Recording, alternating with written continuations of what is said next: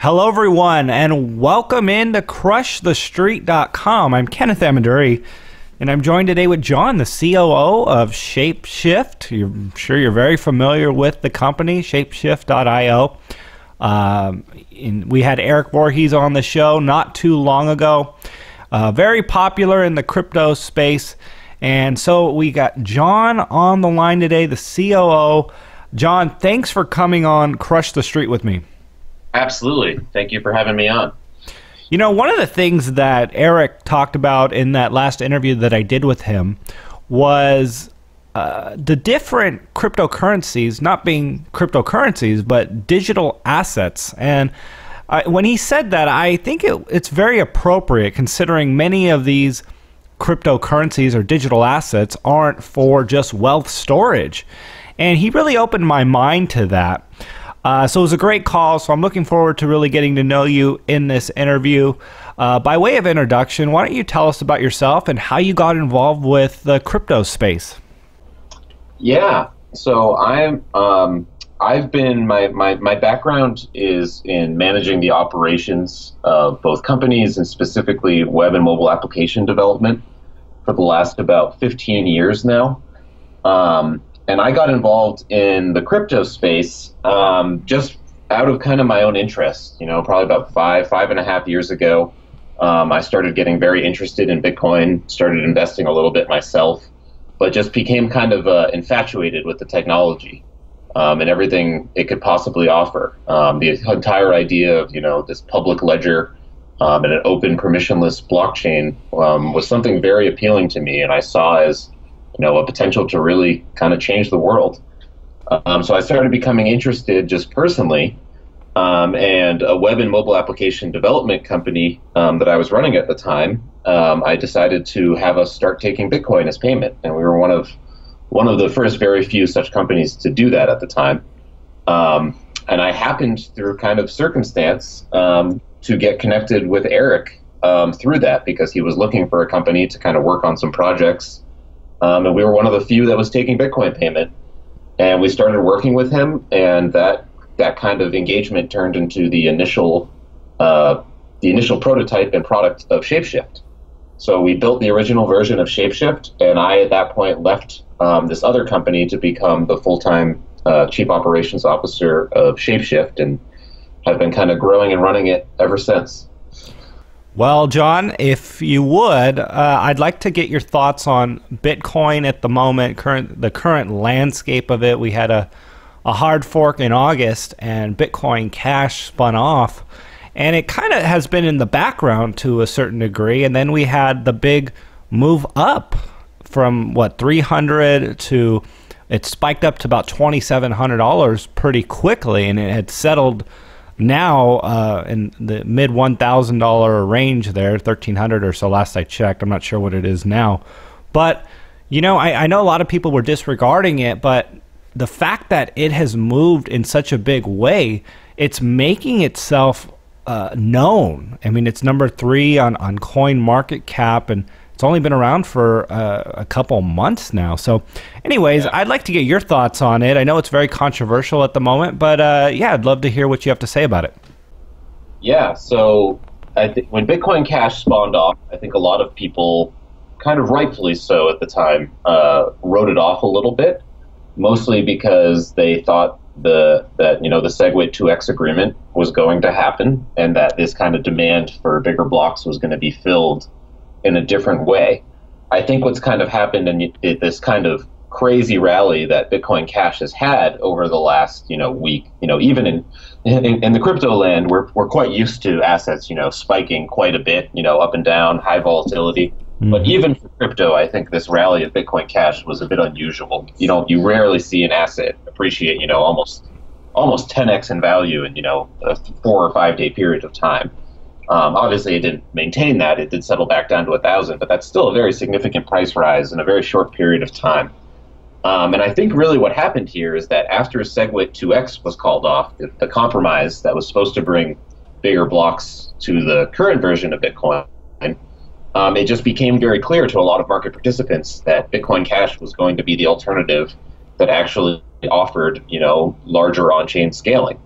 And I think that there was a lot of, even if it wasn't the majority, and that's very hard to tell with what the consensus was, there is certainly a significant amount of demand in the market for larger blocks and on-chain scaling for Bitcoin. And I think as soon as SegWit 2x was called off, all of that attention started to be focused on Bitcoin Cash as that alternative. So I think people now don't think any kind of larger scaling is perhaps ever coming to Bitcoin, or at least anytime soon.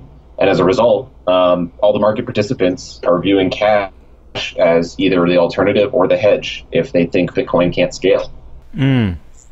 Well, and I'd love to get your thoughts. I mean, you understand these cryptocurrencies better than I do. And I just would, there's a lot of pundits out there saying that the consensus isn't out, and in terms of whether or not there's enough security with these 8 megabyte blocks. And I know a lot of people are concerned that, hey, it's Roger Ver and Jihan Wu are behind it, and it's not really decentralized in the way that Bitcoin, the core, is. And I'm just, I'm kind of throwing all that out there. And if you would, just give me your thoughts on that. And what is the flip side of the argument? Yeah, so my kind of philosophy with a lot of these assets, even though I'm originally, a Bitcoiner, and I still believe very much in Bitcoin in the long term, my philosophy kind of coincides with Shapeshift's, which is essentially that we are digital asset or currency agnostic. We're not necessarily trying to choose the winner, and we try to evaluate these things independently in terms of what there's going to be demand for. I think in terms of those kind of cults of personality and those kind of arguments against cash not being decentralized, not sure that it's all that much more. I mean, it certainly has a lower hash rate at the moment than Bitcoin, so that argument holds water. But whether or not that actually makes it less decentralized or less secure overall is difficult to parse out, in my opinion. Specifically because you don't necessarily know who all these miners are, and even with the, Cash actually just went under an upgrade itself just yesterday. So a Bitcoin Cash fork just happened, and they fixed the difficulty adjustment that was causing wild swings in the hash rate, every week or two, to go from many blocks to very few blocks and kind of oscillate back and forth. And what this has made happen is it's made the profitability between the Bitcoin chain and the Bitcoin Cash chain pretty comparable. Like, you've only seen swings of about, around 1 to 5% at most in terms of which chain is more profitable, and it's kind of gone back and forth a little bit the last few days. And to some degree, if it's as profitable to mine cash, or sometimes more profitable, or sometimes only slightly less profitable, that's going to attract a more consistent hash rate than we've seen for cash over the last number of weeks. I don't necessarily know what that means for its long-term security, because that really depends on who's devoted to it and how many people decide to mine it. But to the point that it's as profitable, or potentially more profitable in some cases, that should naturally attract enough hash rate to secure the network, just like it would with Bitcoin or any other cryptocurrencies. So I guess before we move on, then, to what degree of certainty or, I guess, exposure are you comfortable with, being in Bitcoin or being in Bitcoin Cash, and maybe not on a personal level, but just what is your degree of confidence in both of the currencies at the moment? I definitely have more confidence in Bitcoin than I do Cash at the moment, but that is mostly just because of its first mover advantage, the fact that it has the Bitcoin name still attributed to it, and that it still has most of the development resources are focused on Bitcoin, not Bitcoin Cash. But I think, as we've seen over the last number of years, not necessarily between Bitcoin and Bitcoin Cash, but with the rise of Ethereum and other alternative blockchains and cryptocurrencies and digital assets, that there is a large appetite in the market for a variety of assets. And obviously at Shapeshift, this has always been part of our philosophy. We think there's going to be, a significant, thousands, tens of thousands, perhaps hundreds of thousands someday or more, types of interesting digital assets that people want to hold or trade between. And so I do think Bitcoin always, if Bitcoin does not keep improving, or its development cycles go too slowly, it's always at risk of losing some of that market share and some of that development mind share, in my opinion, like it already has to Ethereum, and specifically also to things like Bitcoin Cash. If that starts attracting more of that mind share, I don't think its position is, eternally safe in any way. I think it's really something that needs to be evaluated consistently as things change in the marketplace, and things change in this marketplace very rapidly. Sure. Well, I won't argue with you on that. Things are moving very quickly. 1 week in crypto land is like a month, and a month is like a year when you look at all of the events that happen. Yeah. So, John, with some of I'd like to get your thoughts on the latest developments with regulations. And I know it's so gray out there, but I'm curious because, you guys are with Shapeshift, and I'm sure you're on the ball in terms of at least paying attention to, what the regulators are saying and what sort of guidance they're giving towards taxes and how much freedom these different companies, these tokens, have within the space. And in just a general sense, I mean, where is this headed in your opinion? So trying to predict the regulators is maybe as difficult, maybe not quite, but almost as difficult as trying to predict market movements, in that you just don't really know, in the end, just like a market, a market's made up of people, and people have various psychological factors, many of them irrational, that make it very difficult to predict what's going to happen, even if you understand the fundamentals of maybe what should happen. Similarly with regulators, you have all these various motivations internally, and some of them are very open to trying to help foster crypto innovation, and some of them are very against it. Some of them are bought and paid for by, banks and legacy financial systems, and some of them, are somewhere in between that. And this kind of, and when we're talking internationally, all these various jurisdictions, I don't think we're ever going to see one consistent approach, anytime soon. I think we're going to see a lot of different attempts. Some I would classify as draconian, that try to kind of attack and reel back the industry, and some that see those draconian attacks as an opportunity to pull business to their jurisdiction. So I really think I would predict confidently is that there will be some jurisdictions that try to essentially attack the industry and try to regulate it in a way that is very harmful. And there will be some that will be very open to fostering innovation and will attract those people who do not want to operate in those difficult to operate jurisdictions. So I think what you'll end up seeing is a competition internationally to either attract this or fight this. And I don't necessarily know which jurisdictions will end up where yet. We get some signs that, even though the United States, for example, has shown some of the agencies have not been as friendly to it, but some of them have. So I think the United States, for example, is actually a very good microcosm example of what's happening internationally. You have a state like New York that passes the BIT license and takes a very hard line and makes things very difficult for crypto companies and chases them away.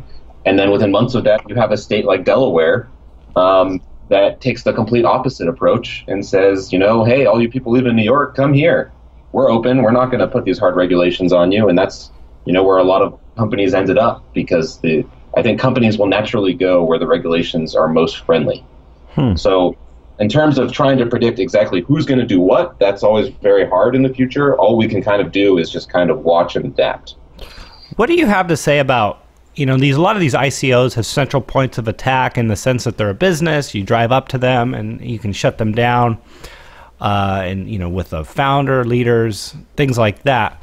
But yep. Bitcoin is one of those things that is just decentralized. And I guess my first question would be, do you think that's one of Bitcoin's strengths, that it has no central point of attack? And does that make it that much better of a store of value than all the competitions that are out there? And what about these other competitions? Is that a weakness for them? Yeah, it's definitely a strength of Bitcoin. I don't think Bitcoin would have been able to survive and kind of get to the point that it's at now without having that decentralization be a core part of it. So that decentralization has allowed Bitcoin to continue to exist and to grow, where other, attempts at digital currency that were more centralized, things like e-gold, even something like Liberty Reserve or some of those things in the past, were just too centralized and too easy to shut down as they grew. And, there's always a classic example of the regulators and governments not paying attention to it at first, and then once it gets big enough, coming in and basically taking out the founders or whatever the centralized entity is. In Bitcoin's case, it's certainly grown big enough now that it's attracted that sort of attention, but there's no way to shut it down. There's nothing in the middle. There's no particular actors you could go to shut it down. And I do think that is a very important aspect of Bitcoin that does differentiate it from some of these other digital assets that are coming out that are more centrally issued. I do think there are other chains that have, a high degree of that same amount of decentralization, or, at least a portion of it. And I don't think it's necessarily that much easier to shut down some of those other chains.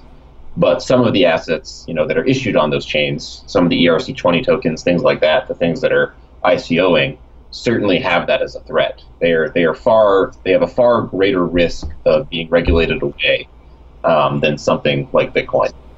All right, Jon. Well, I want to get your thoughts on just the direction of blockchain and the opportunities that are out there.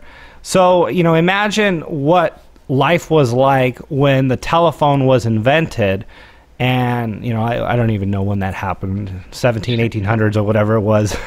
Who would have been able to conceive that in 2017 you'd be walking around with a phone that has the capability to access instant information and run our lives? I mean, what an advancement in the telecommunications space, the communication space. And with that prompting, what are some of the most exciting things being birthed out of the crypto space at the moment? And what do you foresee coming down the pipe? Yeah, great question. So the blockchain technology and cryptocurrency in general, specifically when you think about the beginning of Bitcoin, has been existing, less than 10 years at this point. And for those of us who've been in the industry, that seems almost like it's been such a long time because, as you said, crypto time seems like a day is a week and a week is a month. But at the same time, it's really not that much time. So this stuff is still in its very early stages of developing. It's just starting to get a little bit of mainstream significant attention, and more of the world is waking up to the possibilities of this stuff. And I think very similar to the early days of the internet, in the first number of years of the internet, we mostly just had message boards and people talking online, and, a couple, email started to develop, but you couldn't necessarily see the big applications, the Facebooks, the Amazons, the Googles that were going to develop, and how those things were going to kind of change our landscape and, the way we live. I think blockchain technology is in a very similar place where it's very early on. We don't necessarily know how it's going to develop yet, and this is also a large argument, of why we think it's very irresponsible to overregulate the industry at this point, because even those of us in the industry don't really know where it's going yet, and we don't think it should be limited because it has far more applications beyond just currency in the financial system. It has implications for any sort of middlemen or anything that can be disintermediated. Blockchain technology is something that is going to start to be explored and potential solutions for.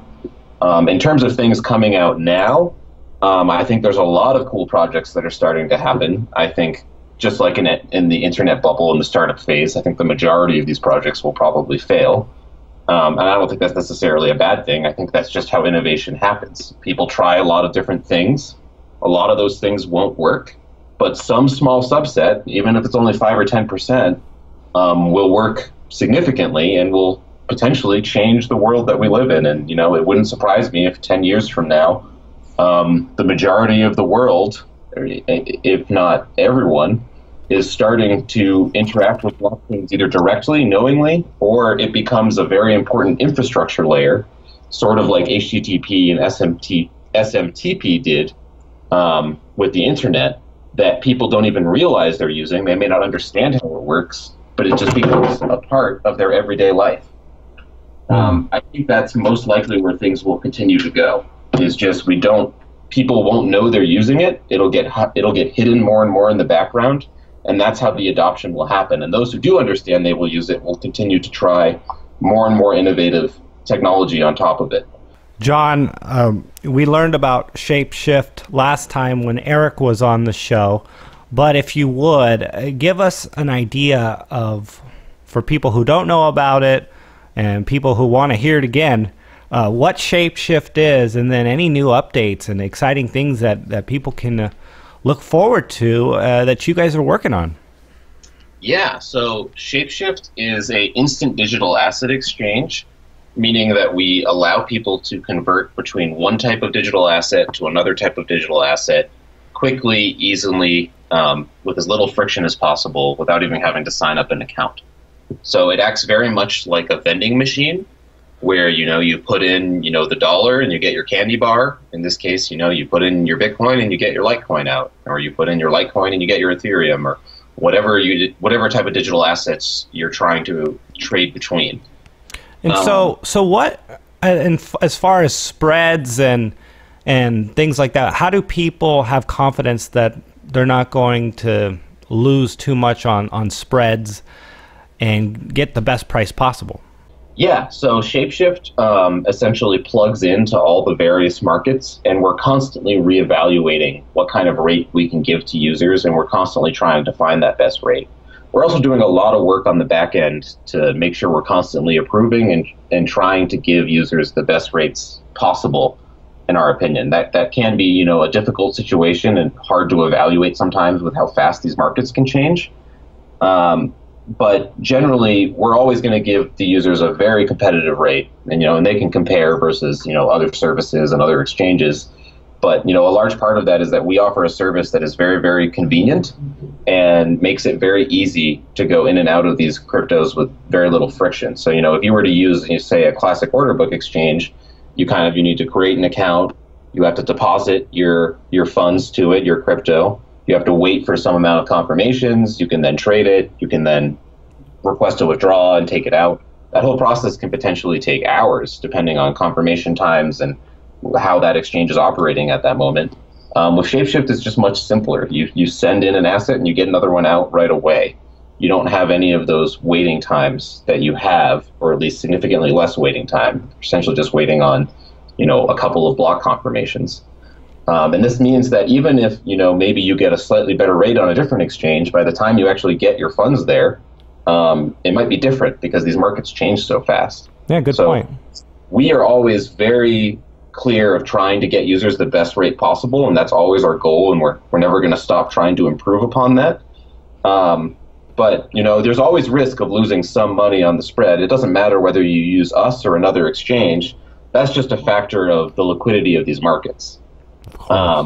So I think we do a good job of protecting our users against that and giving them the best rates they can get.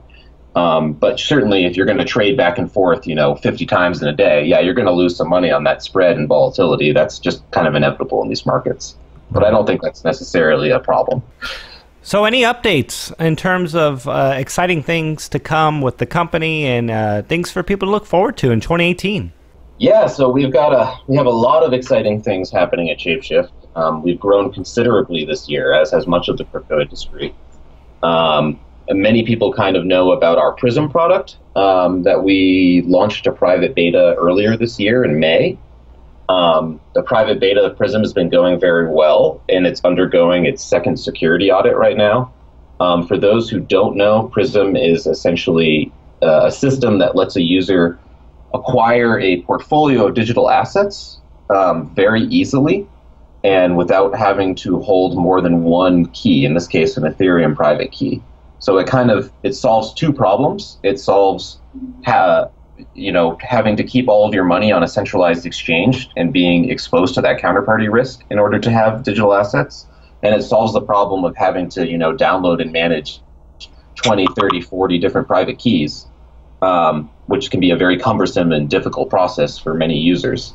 So we've developed this system that lets people get exposure to these digital assets, all manage it securely with one private key, and eliminates the counterparty risk because it's all held in an Ethereum smart contract. So we're really excited about that system.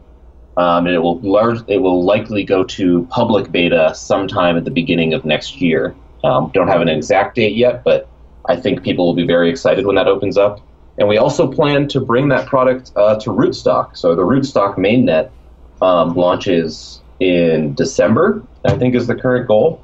And we've already been testing Prism on Rootstock. So our hope is that if all goes well, we will be able to launch that up onto the Rootstock mainnet relatively shortly after their launch. And this will allow people to create prisms using Bitcoin collateral, which has been one of the biggest asks about the system, and I think is going to be very exciting for a lot of people. Sure. On top of that, we recently acquired KeepKey, the hardware wallet, a few months back. They have been getting their operations going again, selling units and growing very fast themselves. We have a lot of cool ideas that are going to be coming down the pipeline in terms of KeepKey itself and KeepKey and Shapeshift integration, as well as our other products. And then we also have a new product that we are working on for next year that I cannot talk too much about at this point, but that I think people will be very excited about. It's still kind of in its secret phase, but I think when we announce it, people are going to really like it a lot. Awesome. Well, hey, Jon, you guys are pioneers in the space, really getting in front of this trend. And I know Shapeshift was created in a time where, Bitcoin dominated the market, right? No one cared about altcoins back when Shapeshift was started. And, you guys had the vision to be able to see the value of why this will be necessary. So I'll definitely be paying attention to what you guys are doing, and we'd love to have you on again here at Crush, whenever you want to come back. So, Jon, if anyone wants to find out more about Shapeshift and just everything you guys are putting out and doing, and be a part of what you guys are doing, let them know where they can go and what they'll find. Yeah, absolutely. So you can find us. Our website is www.shapeshift.io. That is where you will find our main product and information about some of our other products. You can also check out prism.exchange, which is our Prism product, and sign up for our private beta if you have not already. We are sending out new invites every day, so it's great to get on the waiting list now if you're interested in that. Awesome. Well, Jon, thanks for coming on Crush the Street. Yeah, thank you so much for having me and for the kind words, and look forward to being back again sometime soon.